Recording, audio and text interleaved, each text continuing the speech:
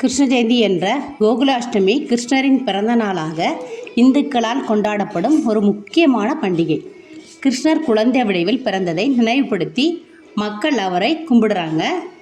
5000 ஆண்டுகளுக்கு முன்பு துவாபர யுகத்தில் மதுரா நகரில் தேவகிக்கும் வாசுதேவருக்கும் 8வது மகனாக கிருஷ்ண பகவான் சிறைச்சாலையில் பிறந்தார்.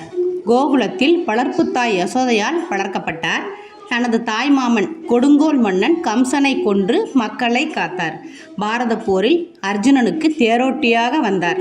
அப்போது அர்ஜுனனுக்கு உபதேசித்த அறிவுரைகள்தான் இன்று நமது புனித நூலான பகவத்கீதையாக இருந்து வருகிறது. பகவத்கீதையின் மூலம் நீதியையும் தர்மத்தையும் அவர் சொன்னார். கிருஷ்ணர் விஷ்ணுவின் 8வது அவதாரம். கிருஷ்ணர் தனக்காக இல்லாமல் பிறருக்காகவே வாழ்ந்தவர். அதனால்தான் அவரை கண்ணா, முகுந்தா அப்படின்னு கூப்பிடுறாங்க. இந்த வருஷம் 2025 ஆகஸ்ட் 16 சனிக்கிழமை அன்று கிருஷ்ண ஜெயந்தி கொண்டாடப்படவிருக்கிறது.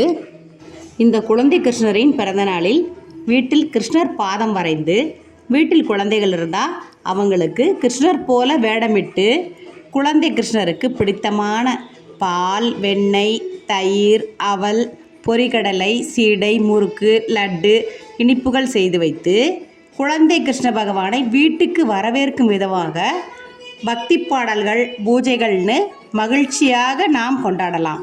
உங்களுக்கு மகிழ்ச்சி, செழிப்பு மற்றும் நல்ல ஆரோக்கியம் நிறைந்த கிருஷ்ண ஜெயந்தி வாழ்த்துக்கள்.